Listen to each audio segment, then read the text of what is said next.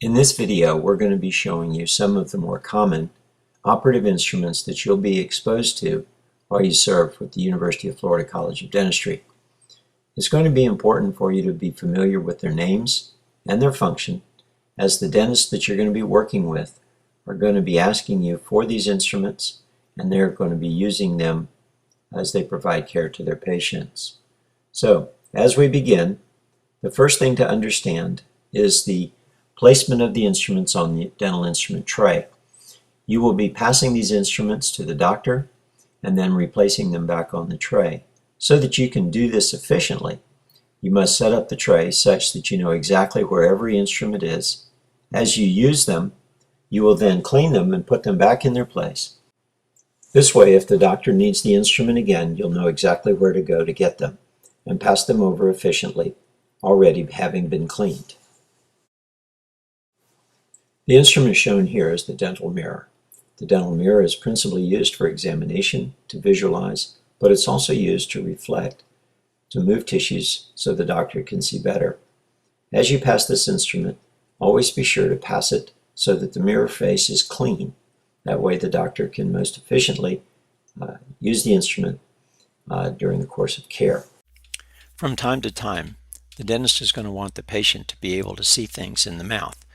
When they do, they're going to ask you to give the patient mirror, and this should not be confused with the dental mirror, as you can see here in this example. This is an example of a dental explorer.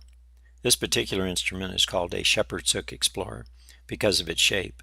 This instrument is typically double-ended with either a different style explorer on the other end, whereas this instrument is designed to have a periodontal probe at the other end.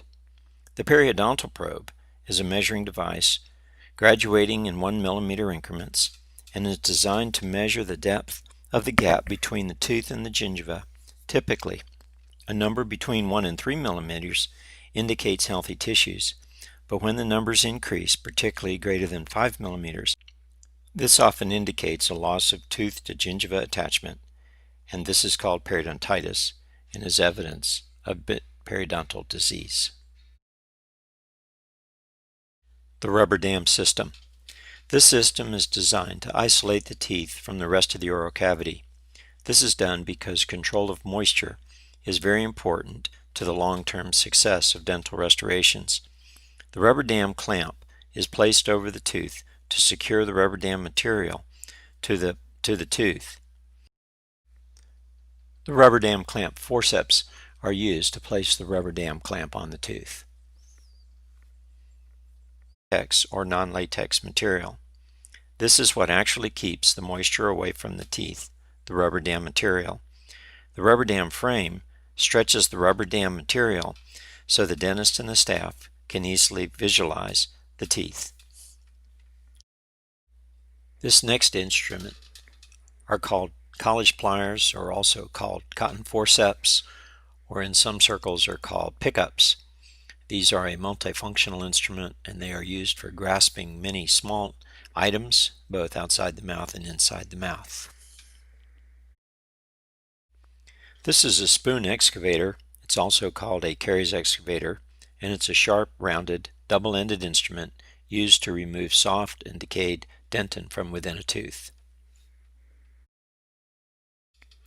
This is a Dycal applicator.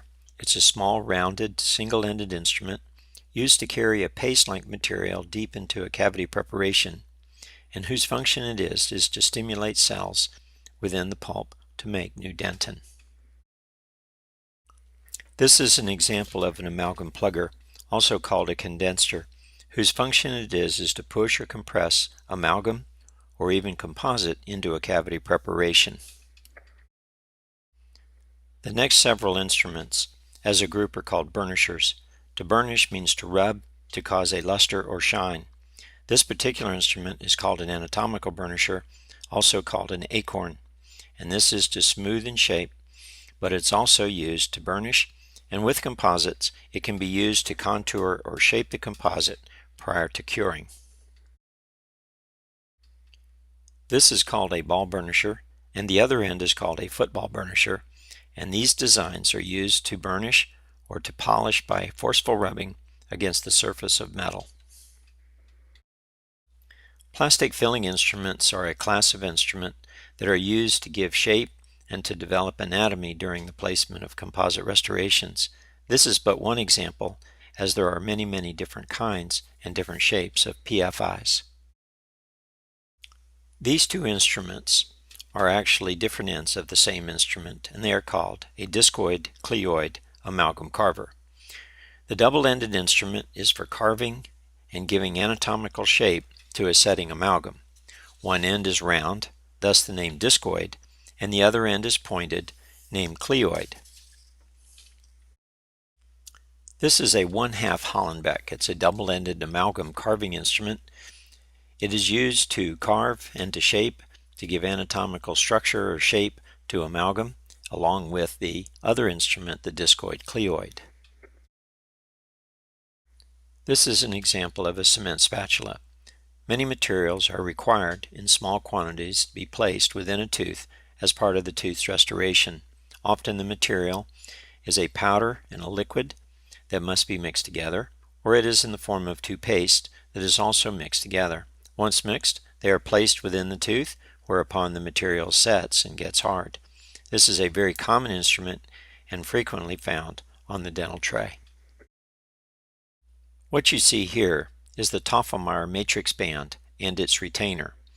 This is one of many varieties of systems used to create a temporary wall around a tooth to allow a restoration to be played and keeping the restoration material within the confines of the tooth. A partner to the matrix band is the wooden wedge. A wooden wedge is a piece of wood or plastic used between the teeth to force the matrix band tight against the tooth. This will aid the band to keep the restorative material within the cavity preparation.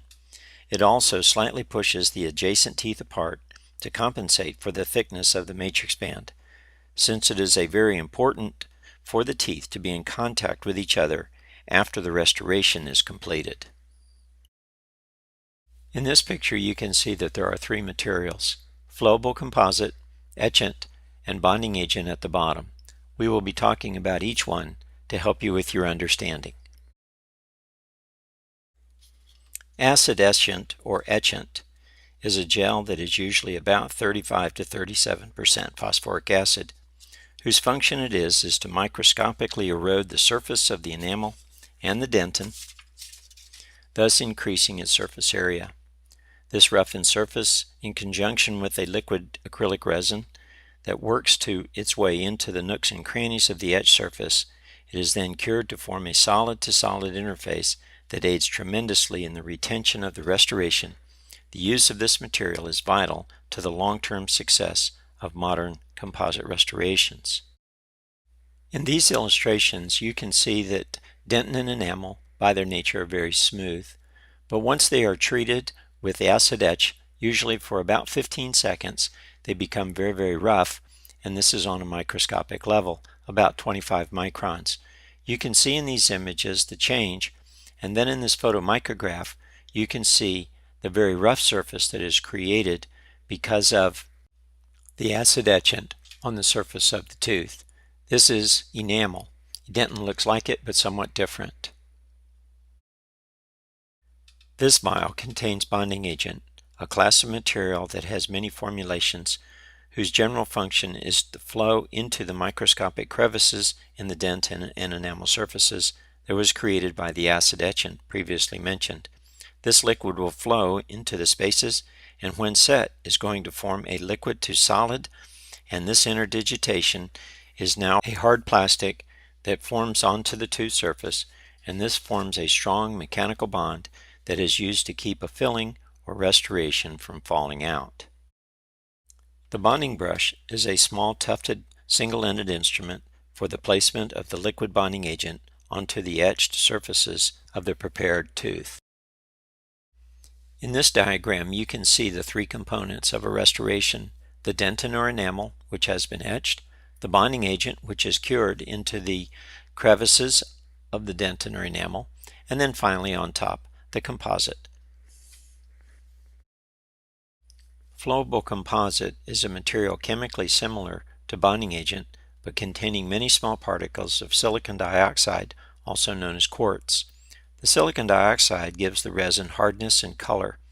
With only a small amount of silicon dioxide, the material is like thick honey and will flow into small crevices, but not so fluid as to move into all of the etched surfaces of the teeth after it's been etched, thus the need for bonding agent. Universal restorative material. Chemically, it too is like bonding agent and flowable composite, having several components, particularly acrylic polymers, otherwise known as plastics, fillers of silicon dioxide, and a variety of materials designed to increase the adhesion between the components, and initiator chemicals to promote polymerization, meaning going from a soft to a hard surface when energy is introduced, specifically filtered white light. Illustrated here are two examples of dispensing guns for the capsules.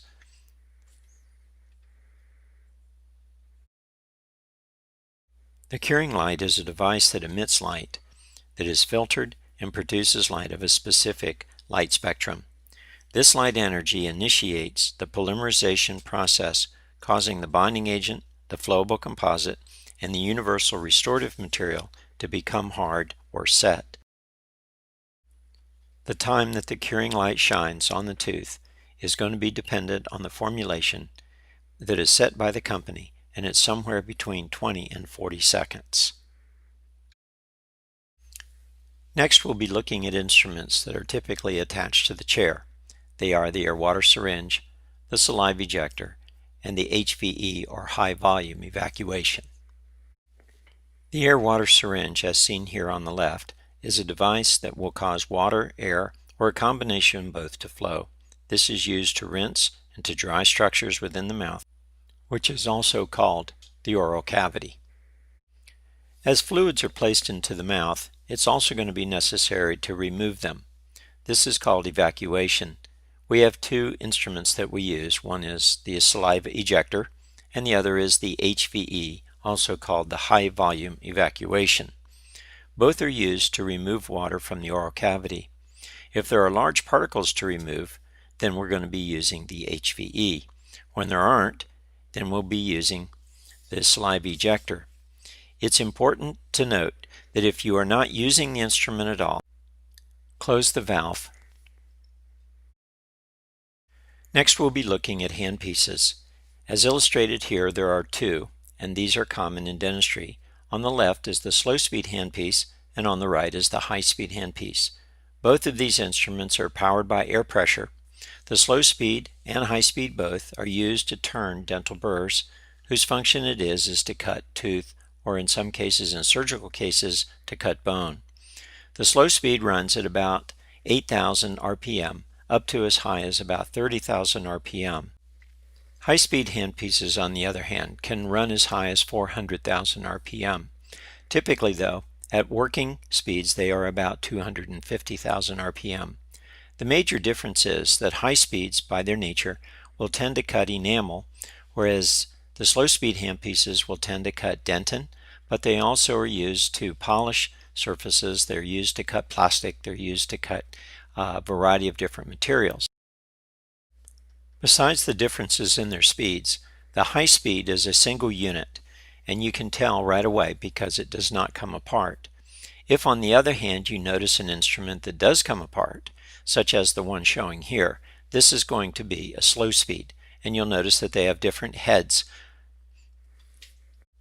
Slow speeds are consisting of two parts, the motor, which is seen on the left, and the heads, which are seen on the right and above. The contralateral head, which is seen above, and the straight nose piece, which is centered in the photograph, are used for different kinds of burrs, and they have very different functions. Typically, the contra angle will be used inside the mouth, and very often you will find that the straight nose piece will use larger burrs, which are used outside the mouth, such as for trimming dentures. There are dozens and dozens of different burrs, and each one has a different role to play in the provision of dental care. In general, they are used to cut tooth structure and restorative materials, whether that be in the mouth or also outside the mouth, such as trimming and adjusting and polishing dentures. Articulating ribbon is either plastic or paper ribbons, typically colored red or black, and they're inked on both sides. And after a restoration is completed, the restoration is trimmed back so that the teeth will fit together properly, and the restoration is not high. When a dentist checks to see that the occlusion is proper and the teeth are not hitting prematurely, the dentist will have the patient bite down onto the ribbon and tap their teeth together several times, and then put their teeth together and chew gently left or right. This will cause marks on the teeth. Areas that are excessive in their contact will show up as dark marks, and these areas would then be adjusted. The last thing to look at today are those things that we call consumables. In dentistry, there are many things that are used on a single-time basis. Two that we use with patients and that you will find on your trays routinely are cotton rolls and 2x2 gauze. Both are made out of cotton. The cotton rolls are used to reflect the tissues, to push the cheeks, to push the tongue back out away from the teeth, and then to help with the restoration. 2x2 gauze are used routinely to clean the instruments during the course of procedure, or if there's something on the patient's lips that we might use a 2x2 for that as well. But principally they're used by the assistant to clean instruments during a procedure. As we conclude this presentation, we hope that this information will be useful to you as you become oriented to working in the clinic. If you have any questions, be sure to ask your staff or your faculty, and they will be happy to help you with the identification and the function of these various instruments. Thank you.